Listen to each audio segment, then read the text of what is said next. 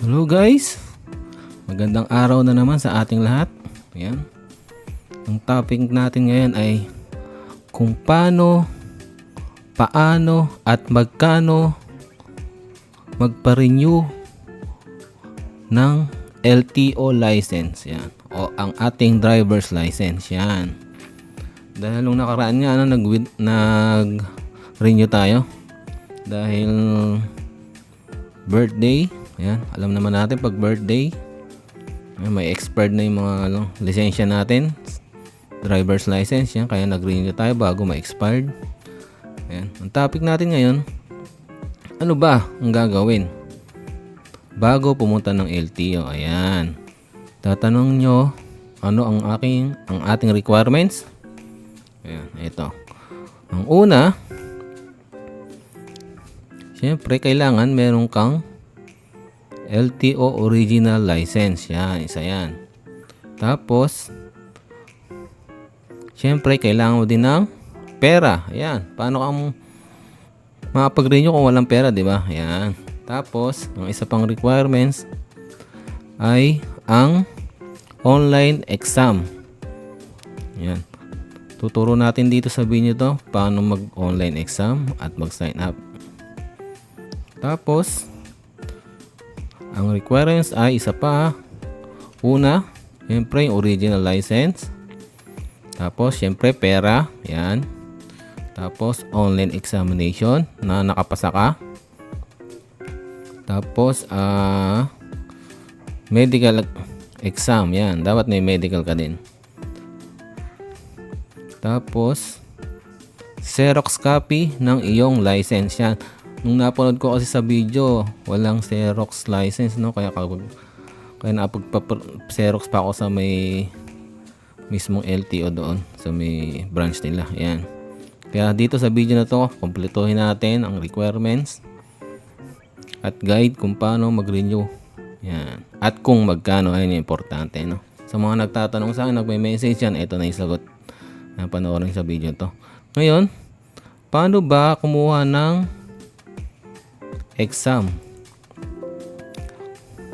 at saan kukuha? Ayan, search nyo lang sa Google portal, ayan, .lto.gov.ph.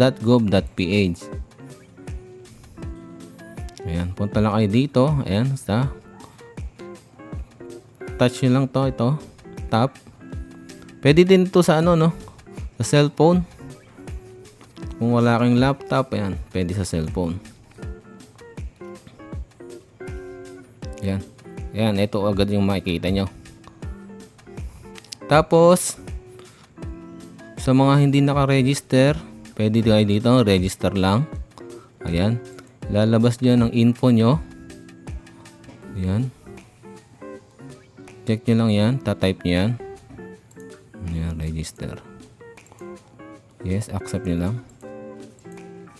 Yes, tapos next lang natin dito. Next. Type po na natin tong code, encode natin, no? Kung di nyo mabasa yung code na yan, pwede nyo naman siyang refresh para mabasa nyo. Ayan. Tapos next lang. Okay. Ayan, invalid, di natin mabasa. 1 pala yun. Yun. Okay, next. Ayan, ganyan lang. Tapos, siyempre, enroll ka as an individual. Hindi organization, no? Individual lang tayo dito lang. Sa mga renewal tayo, ayan. Okay, so, ayan. Tapos, unang tanong dito, do you have Philippine driver's or conductor's license? Siyempre, meron tayong driver's license. Tapos, yes. Tapos, tatype nyo lang dito yung driver's license number, yung serial number na nasa likod ng inyong driver's license, tapos kung kailan expired. Tapos next nyo lang. Ayan. Hindi na tayo puproceed, no? Ang kailangan dito ay mga info nyo lang, mga basic info lang naman. Ayan. Tapos, i-login natin dito ang ating email. Pag kayo nakapag-success na sa pag-register, lagay lang natin email dito. Mag-login lang kayo, no? Kailangan nyo tandaan yung password at email nyo. Huwag nyo kakalimutan pag kayo nakagawa na. At nakapag-register na. Naka-importante yan, no? Lagi nyo tatandaan. Okay, isulat nyo. Isang papel. Tapos, isave nyo. Tago nyo. Ayan. Para hindi nyo makalimutan.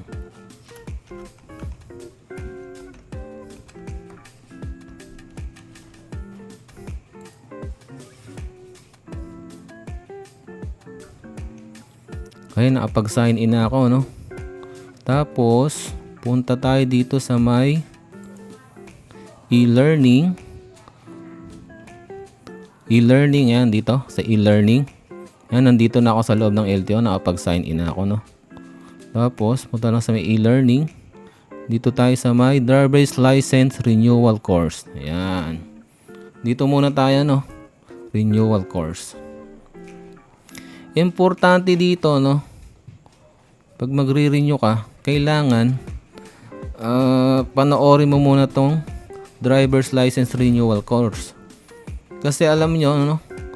Kahit pag naapasa na kayo, meron na kayong naapasa na kayo dito sa online validation, meron na naapasa na kayo. Pagdating nyo dun sa LTO, nako, na-surprise ako. Kaya importanteng basta tapusin nyo tong slideshow nila. Ayan, ito yung mga play nyo lang yan. Ito show, ayan, andito yan.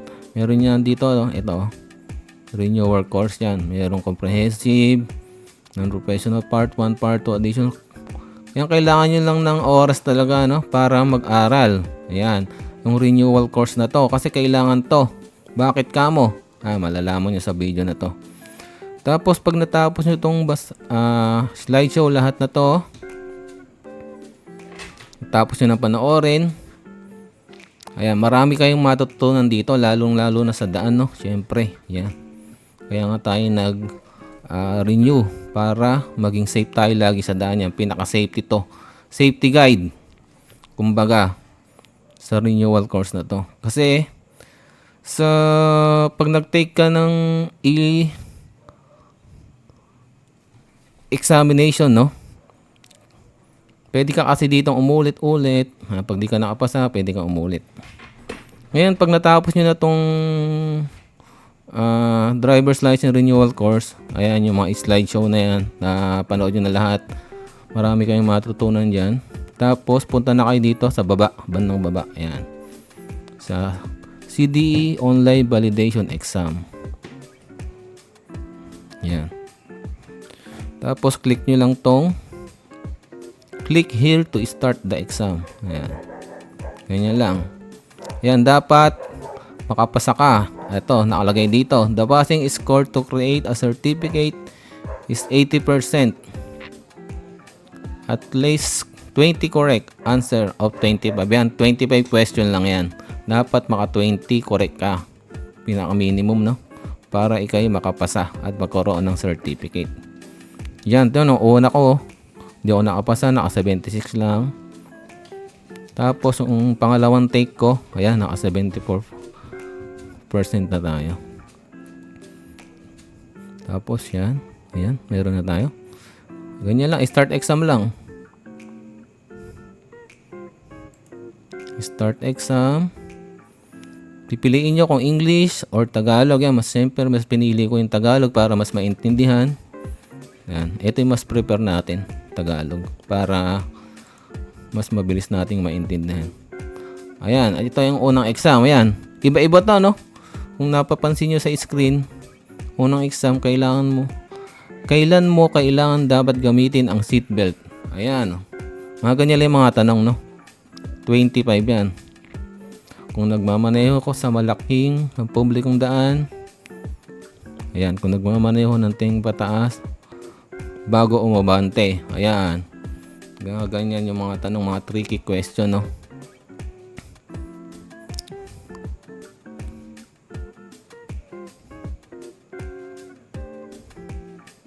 Ayan. Mga ganyan lang yung sagot. Tapos, kung ito yung napili nyo, lagay nyo lang yan. Tapos next, anong kulay ng ilaw ang maaaring dagdag sa harap ng sasakyan? Ayan. harap ng sasakyan, kahit anong kulay na may-ari. Pula. Ayan, sa harap. Para sa akin is puti o dilaw. Kasi sa harap naman to eh. Ayan. Ganun lang. Tapos next lang uli. Tapos, ayun. Pag nakapasa na kayo, save nyo lang.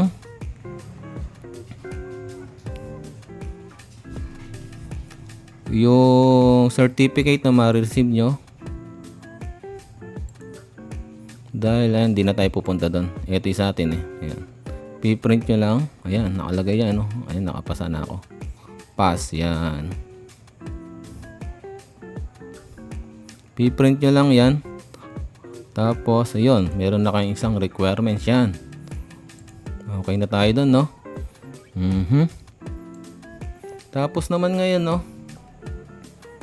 Meron na tayong certificate. Dala na natin yung original. Tapos, Xerox ID natin. Kaya yung isang mga kailangan, mga requirements. Pera natin. Tapos, pagpunta nyo, ako kasi punta ako sa may LTO, Cabanatuan, maaga. Alas 8, nandun na ako, no? Diretso na agad ako sa may tawag dito, medical exam ng eye test. Yan, madali lang naman yung eye test, di tayo nahirapan doon. Ano lang yung parang nagpapaano ka lang, nagpapasalamin. Yan, ganun lang yung ano doon. Siguradong mapakapasa ka naman doon kahit ako nga kinakabahan nga ako kasi colorblind ako eh. Ganun na pala exam ngayon. Dati kasi color code. Ngayon ano na, yung parang nagpapa-test ka lang ng bata. Ayan. Eye exam. Parang ganun lang. Tapos yun, ang bayad doon sa pag-exam ang medical ay nasa nasa 400 pesos ang exam. Ayan. At ang medical, kailangan bago kayo magpa-medical, yung kailangan nyo Xerox copy ng inyong driver's license. Yan, kailangan nyo sa medical, no? Yun yung tatanda. Isang Xerox lang naman yan. Kung nakalimutan yung i-Xerox, meron naman doon.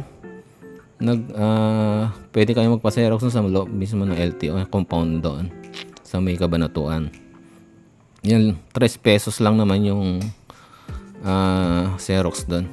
Yun yung isa nating dinadala bago tayo pumunta doon. Kasi nga sa napanood ko, hindi naman yun na banggit sa video niya, no?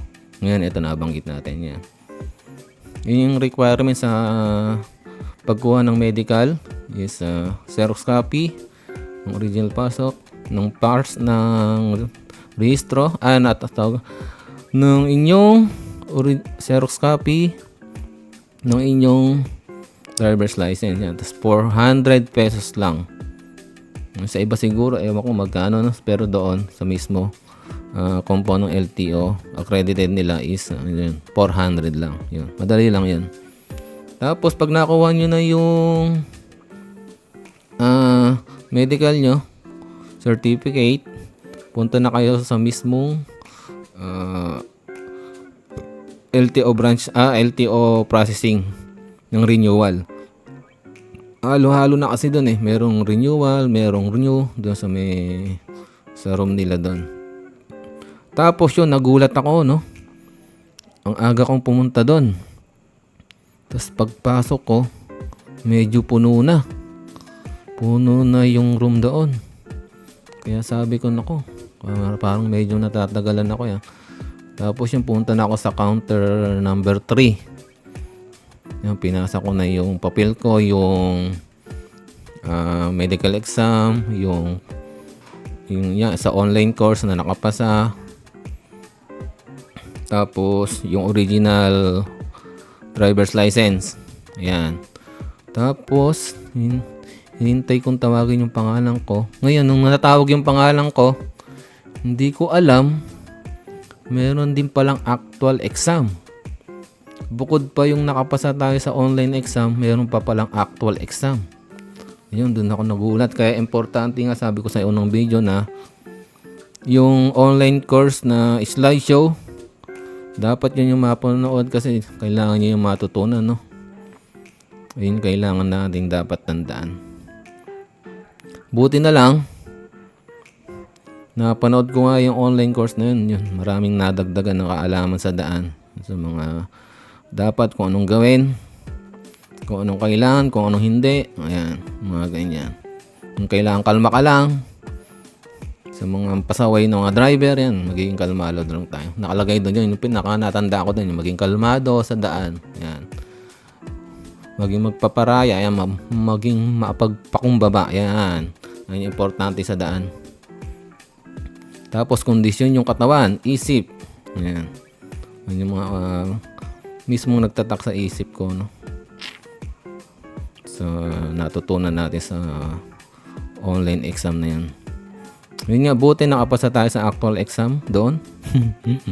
Kaya yun, nakakuha tayo ng 10 years valid ang ating driver's license yan. Renewal.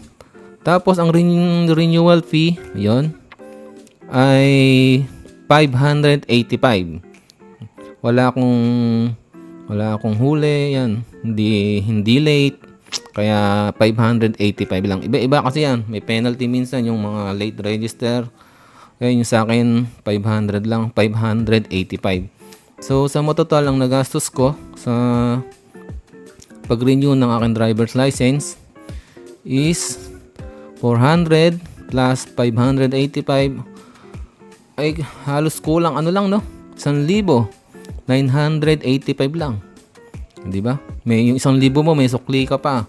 May karon ka pang pangmerienda. Ayun.